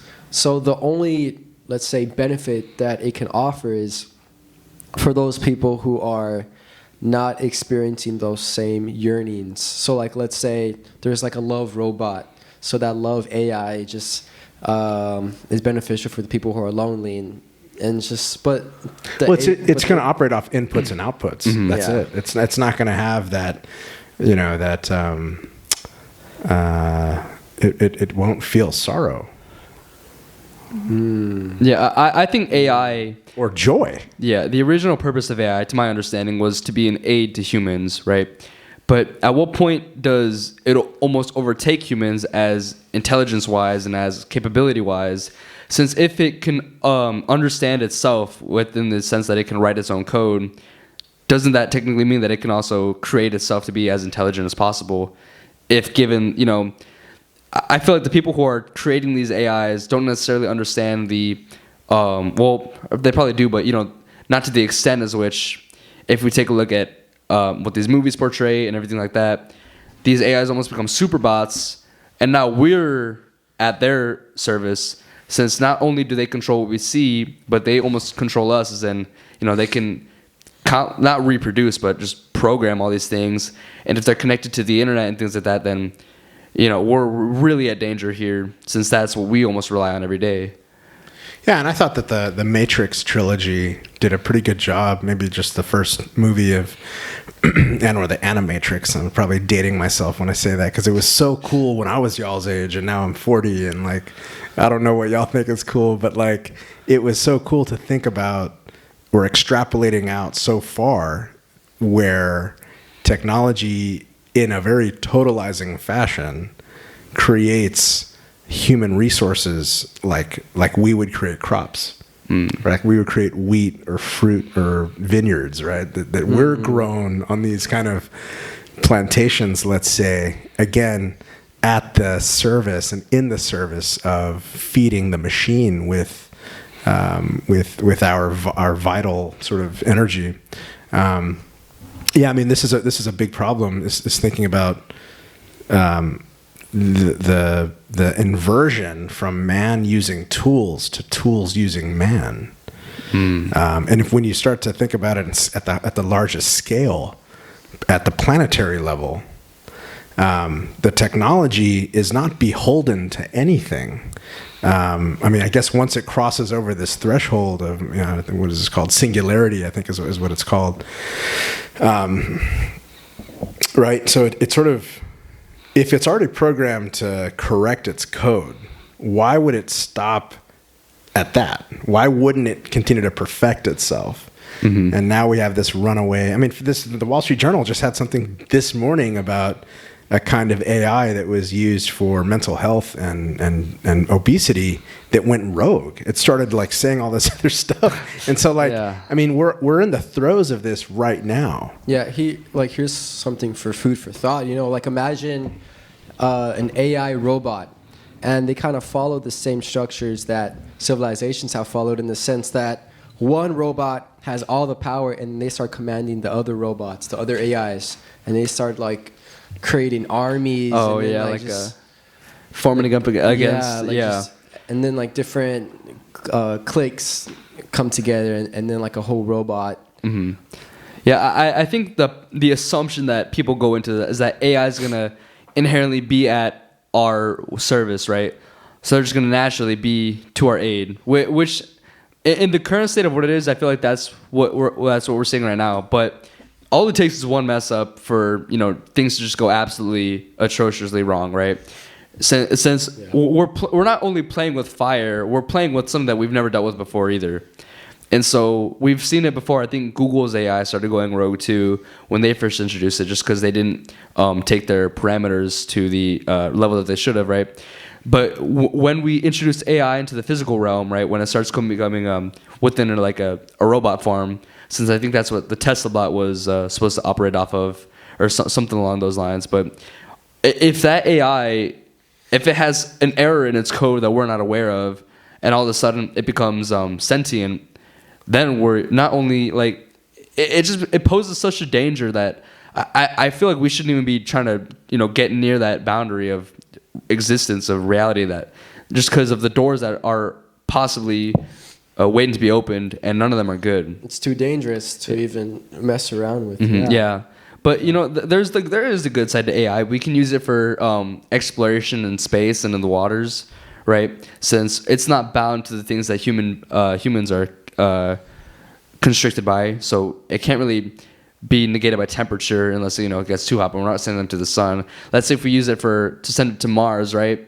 Yeah. It'll be able to operate on its own, since it doesn't need food or water, and it's not really affected by health, given that technology is able to supply that, right? But I feel like the trade-off is too much on the negative end that it is in the positive. That I don't know. Like, I mean, the cloud though, right? I mean, because the AI only operates off of servers and mainframe. The size of maybe the gigafactory at some point, right? Like you'll need mainframes and hardware to be able to power these things, and those still require finite resources. And, so I don't know what the limits are materially. I wonder about the claim that it's limitless, because this just makes me wonder back to the human. What are the limits of the human? And I think that in the realm of aesthetics, when we think about art, beauty, poetry, stuff like this, it almost appears that man is without limits. That's actually an argument one of my teachers made against this whole techno-annihilation thing, that there's not enough resources for us to be able to get to that point. Like it levels out before we can even get to a certain turning point where technology takes over man. There's not enough resources for that to even happen. But at the same time, what if we find something else? Like, what if we find an alternative resource? Or, these are just, they're hypothetical questions, but at the same time, if we've gotten this far with it, and it's already gone rogue, there's already been some bad things that have happened, and there's even some countries that are integrating this technology into places that do not really make sense to us, but they're already so advanced in this would you say technocratic world, Yeah. that it's still possible for us to get to a point in technological advancement to where it does take over, even though there is a finite amount of resources. Well, yeah. When I think of resources, right, I think we're thinking of the physical world. But the way that our humanity is going is that I feel like we're moving more virtual every single day. And if given, the whole idea of a metaverse being a possible reality, right, then the resources within that are infinite. And I feel like humanity is almost... I'm not sure how the whole... the logistics of it are going to work out. But if it were to be the case that people are now deserting to rely on physical resources since they're getting their fulfillment off of virtual things, then I feel like that kind of is almost an answer to that, but not necessarily in the way that it should be. But the concept of that, and almost like we're going to be plugged in essentially. I don't want to live in that society, if I'm being honest, but I feel like it's almost inevitable. Yeah, I mean the infinite possibilities of the metaverse are only contingent on the finite material resources needed for the powering of that. Yeah. But again, it's a beautiful conversation to keep thinking about the ramifications of technology. Mm-hmm. But I think that it's important to continue to balance that question with so there's a mystery at work, right? There's a mystery of what the future holds when it comes to technology. But there's still a latent mystery in humanity, which is what is the human being? And we can't really start thinking about well, I guess you can, so we've been doing, but you can't really understand technology until you understand its creator, namely us. We created technology, right? Maybe I should say it flows through us. And this goes back to, the classics, the ancients, in fact, with the, did I lose? Oh, there, okay. This goes back to Hesiod, Works and Days, where we learn about Prometheus, right? Prometheus, this rogue, right? That transgresses Zeus's commandment. You're not gonna. Fire is for us. It's not for you, human beings. And Prometheus takes the fire and he gives it to man, and now man leaps, right? Quantum leaps, in fact, into a new reality. We can make weapons now. We can cook food. We can purify things. Fire is this. We're looking at this candle right here. I mean, it's like it becomes an essential part of our world. But there were what people fail to mention in the Prometheus myth is that there were severe ramifications for that, because that leads to Pandora's box, and Pandora's box, right, which should not be opened, but when it is opened, contains all of the world's ills. And so, just even at the level of myth and the ancients, we have this sort of picture of a kind of unfettered.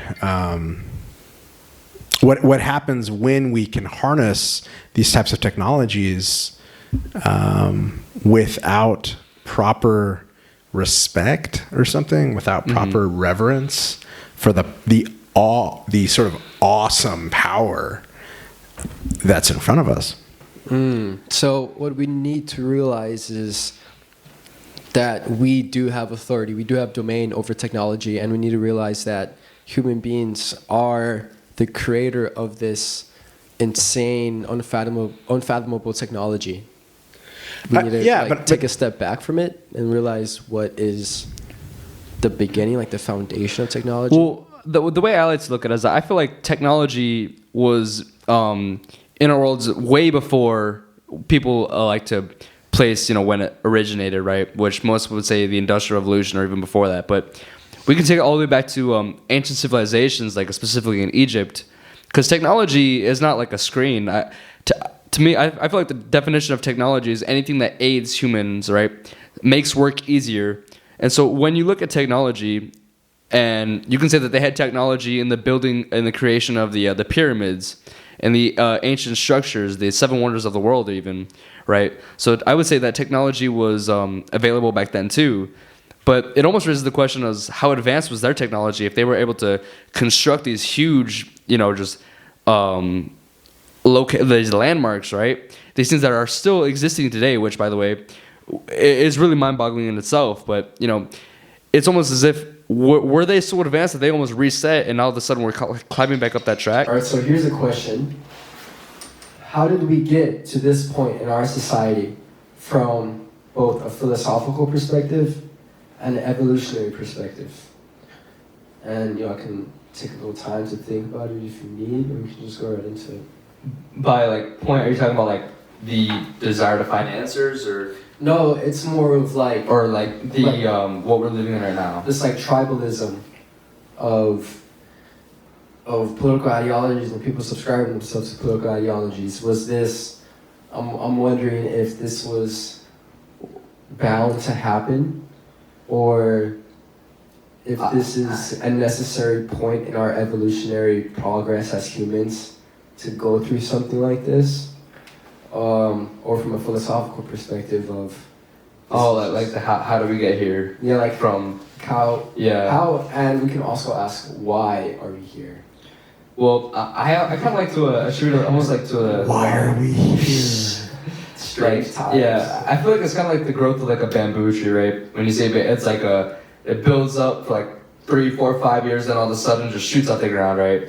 I feel like that's almost what happened in our society too, where this whole thing was just kind of like building up, and then all of a sudden it just came out of nowhere. I feel like 2019 was really the year that it kind of took off, this whole, these agendas, people like to call them.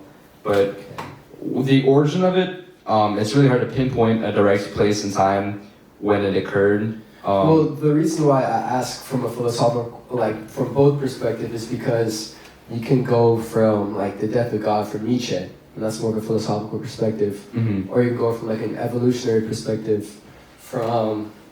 Is this just a natural course? Yeah, was this bound to happen? And, Well, yeah. You want to take this one? Oh, I mean, so I think that for man to coexist together, and do so without being under the sort of authority of a king or a ruler, required a leap into civil society, where someone like John Locke excavates and says, well, for us to live together in a society requires some deferral to one another. I have to defer to you in certain things, right? And then I can also barter. I have to barter with you, and you have things I need, and I have things you need, and so there's this understanding that occurs as we go from, let's say, the state of nature and from the tribal into civil society, where we start to organize ourselves a certain way. And that's going to be further refined by Jean-Jacques Rousseau with The Social Contract, where I give up some of my liberties, right, so that we can all be protected together in the collective.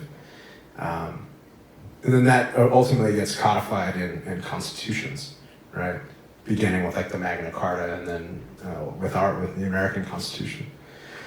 But the thing that maybe I want to point out with regard to why we so easily buy into political ideologies is probably because, again, as a result of the American Enlightenment project, we no longer find our identity in God, right? We don't find our identity in Christ.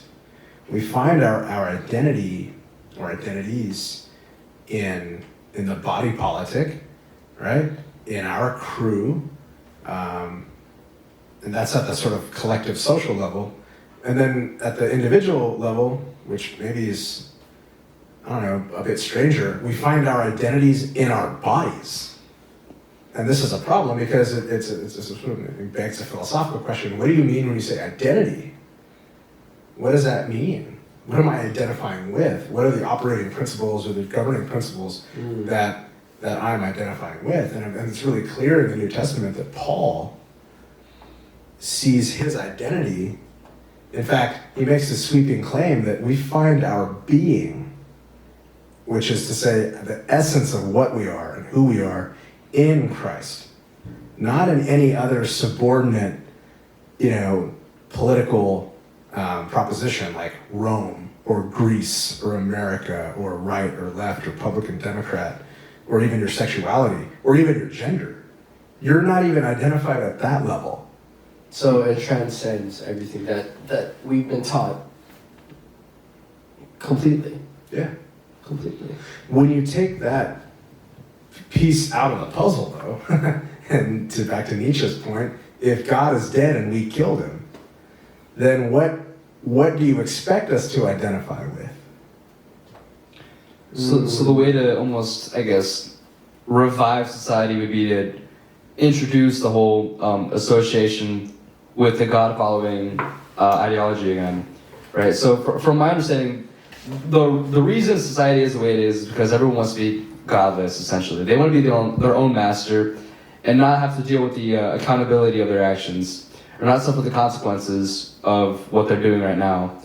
But if we are to introduce an authority figure like God, again, I do feel like people would reject it. I mean, they already do as is, right? We've just seen with the LA Dodgers, that recent controversy, what they had. You didn't see that? No, what happened? Okay, so essentially it was like, they had this like, not fest, I don't know what it was, this event almost, but they were like mocking it, like mocking Jesus on the cross. Like there was some actor, and he was like on it, but they were like dancing on him. Yeah, the whole thing just caused a whole stir of controversy. But again, people are now at the point where in society where they believe that it's they have authority over God Himself, and they're able to do these things and not feel any consequence or not feel any remorse, even not be convicted of their actions. And so I think that's really where the problem derives from, is people just doing things and not realizing what's bound to happen because of it. And if we keep on living like this, then we're bound to find ourselves in something that's irreversible. I mean, the other thing that I might just point out, I know you guys are in high school and you probably have some viewers that are young and whatnot, but this idea of identifying with a subculture, right? Like, what are my so the sort of identity onion, there's layers to it, right? Like, what can I identify with if I can't identify with God, right? Or if I won't identify with God, right? Because I'm afraid of the repercussions or the backlash or being looked at as corny or something like that. And I think that's why I made it a point in my life to study as much as possible, particularly those philosophers and thinkers and historians that are anti-Christian, that are anti-Catholic, anti-biblical. I mean, I study nihilism. Like, I want to know who are the nihilists, and study them and whatnot. So at least I have the sort of added dimension to my perception of their vantage points, their viewpoints, because now I can weigh. Right, I can weigh the evidence, and that's what I tell my students all the time, that you want to know the opposing viewpoint better than your own. I mean, that's just really good sort of hermeneutic, interpretive practice, judgment, analysis, right? I mean, it's important to make sure that we're not doing philosophy or theology in some pie in the sky, like super like, I'm just going with the flow, and it's like whatever I feel. No, we're going to be as rigorous as possible, in the same sense that a mathematician or a physicist would be rigorous. I think the nihilism that takes shape as a result of the modern projects, where we've reversed reason as a governing principle with passion. Passion is now the governing principle. Reason is in service to passion. That state of affairs leads us into where we're at today. Now, I would say that, again, the American founders should be given some credit because they did establish a very important government structure, right? The sort of tripartite government. executive, legislative, judicial. I mean, other countries study our government. They read the Federalist Papers, right? They want to understand why we're so sort of quote unquote prosperous or whatever. We're stable. I think things have been pretty stable in America, but again, there's the sort of more important piece is when God is just simply an architect that's outside of space and time, who doesn't care about human affairs. What do you expect humans to identify with? Or where do you expect humans to find that kind of essential anchor in their world? They're gonna, I mean, nature abhors a vacuum, that's Pascal. If there's a void in us, we're gonna wanna fill it with something. Mm-hmm. And do you think that like this was just bound to happen because that the separation from God intervened in human life, that he's just this architect, that this was bound to happen because humans are just going to do whatever they want? I mean, we've gotten to a point in our society where we're just chasing this instant gratification and dopamine and just this pleasure-seeking life. Now, especially, it's more apparent than any other, I would say, generation. That this was just bound to happen because that foundation, God was separated. And then eventually, over the course of hundreds of years, this ultimate separation, like the separation was only going to get further and further and further until it eventually collapses. Yeah, I mean, there's someone like Machiavelli is an important figure here, right? Who's going to argue that it's not about the world isn't about what it ought to be, right? It's not about like what our our ideals are or a utopian vision. It's about how things are, and this is political realism, right? So Machiavelli will then say, who cares if God exists? Pretend that he does, and then get political power. And he's going to make an important move in The Prince, right? This is his main work that everyone should be studying.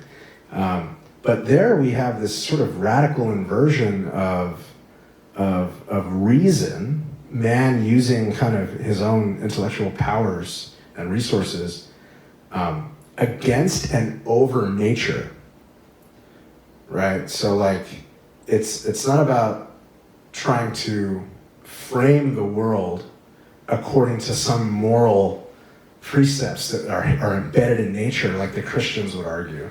It's about man stepping forward and then taking what's his. And whether or not that becomes like a proto-Ubermensch figure or something from Nietzsche, I mean, the verdict is out on that, but I think that probably is right. And then you get into like the Rousseau, passion is the governing principle, not even reason. It's what I feel really strongly about. It's what my desires are.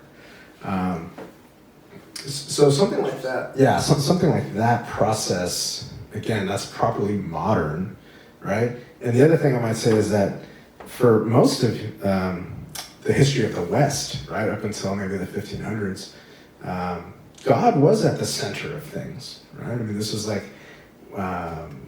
the sacred was at the center of human affairs. When we start moving into the Renaissance and in the Enlightenment, man has replaced God as the center of things. And the thing with man is that we're inherently flawed, correct, according to Genesis. Mm-hmm. Original sin, this great fall, this great shattering of things.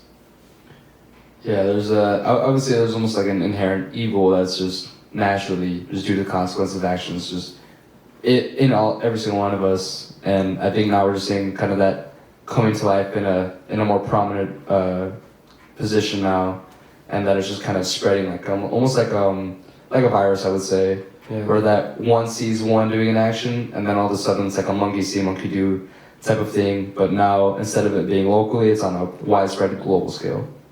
Yeah, I mean, to your point about the virus, this is Dostoevsky, right? Dostoevsky at the very end of Crime and Punishment, spoiler alert, is going to argue that this kind of radical relativism, this nihilism that's seeping throughout the world, is a kind of infection of sorts.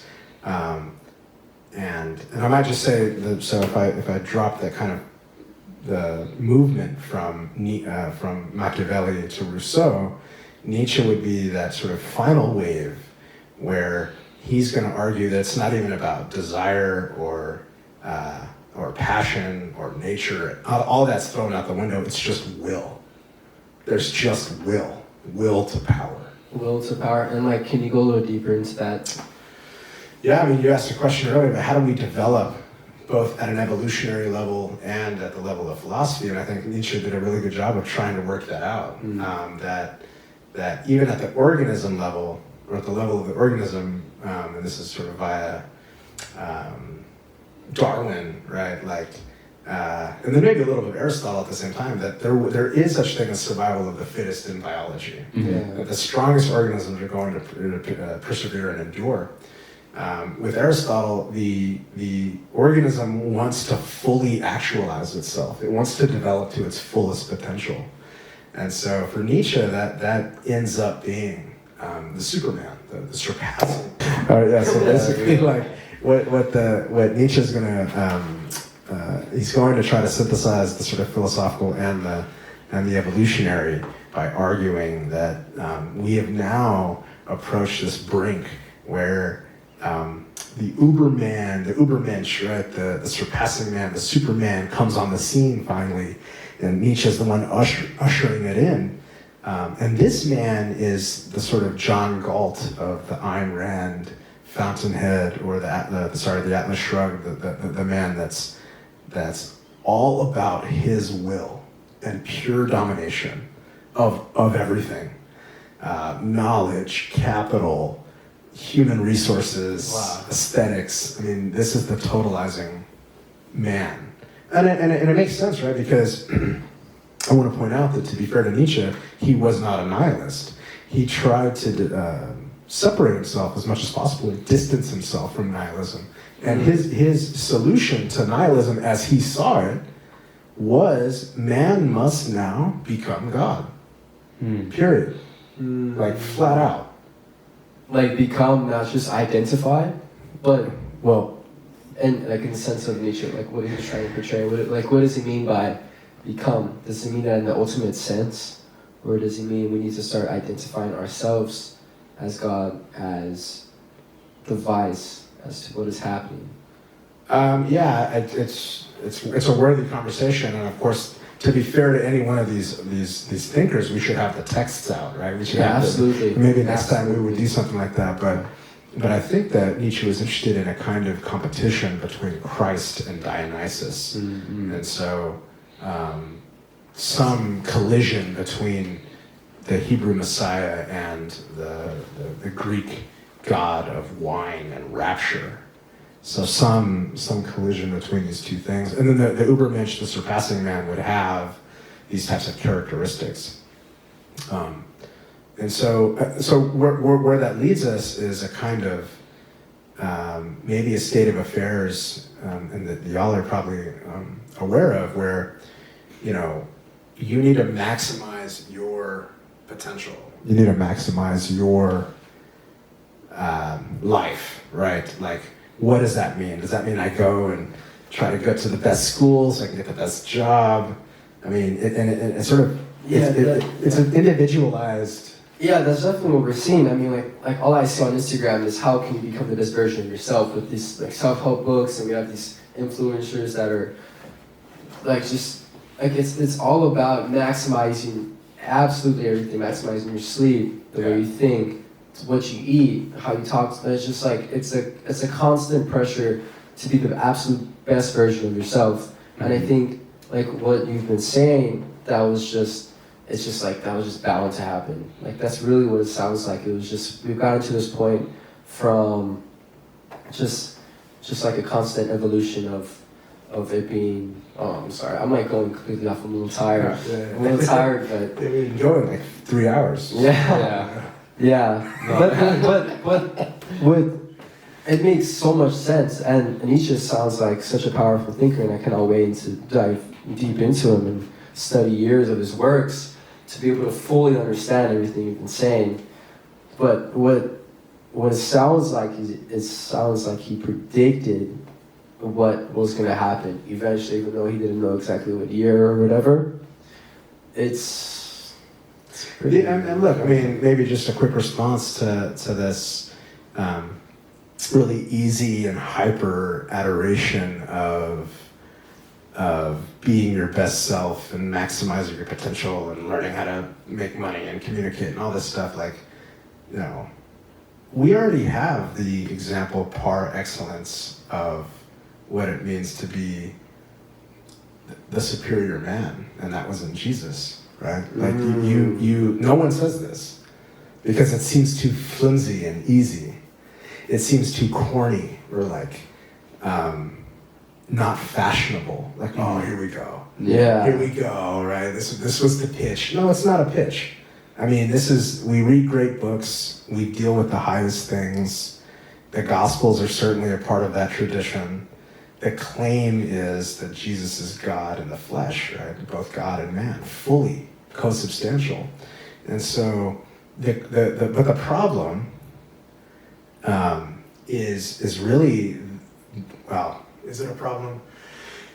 The challenge is Jesus' life means you die.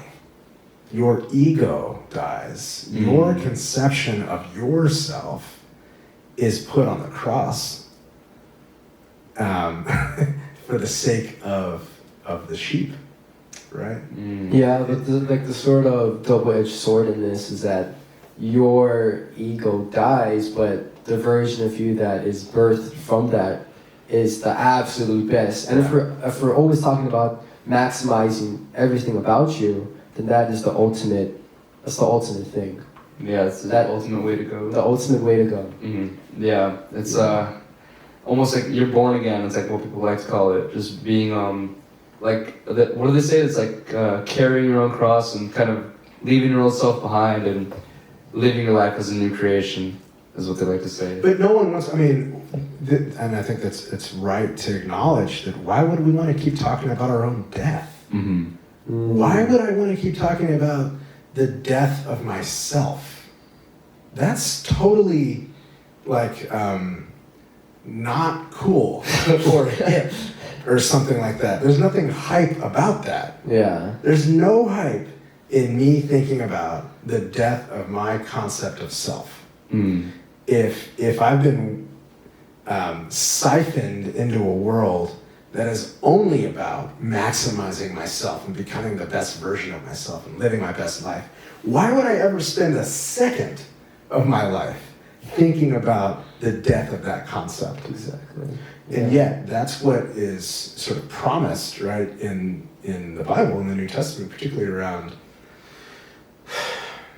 you know, what Paul says that I must, this is Jesus. He says, I must decrease so that he can increase, right? And so in the contraction of my concept of self, maybe even to the terminal point where I die, God blooms in me.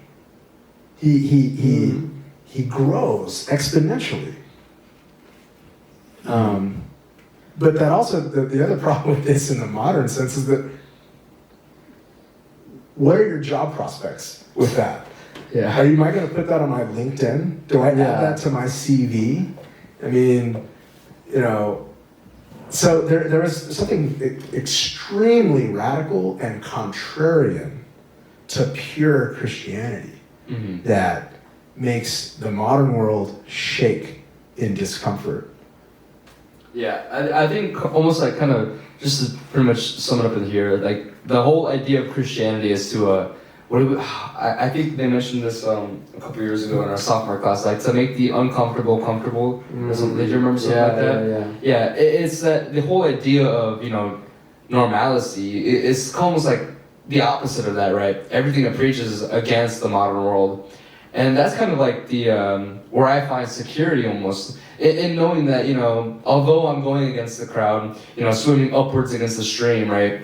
The force behind me, or the whole the motive behind it is something that I'm willing to live my life for, and therefore I'm willing to face the worldly repercussions so that I may be able to experience the godly, just the what's the word? What I just forgot the word, reward. That's what I'm thinking about. The godly rewards, yeah.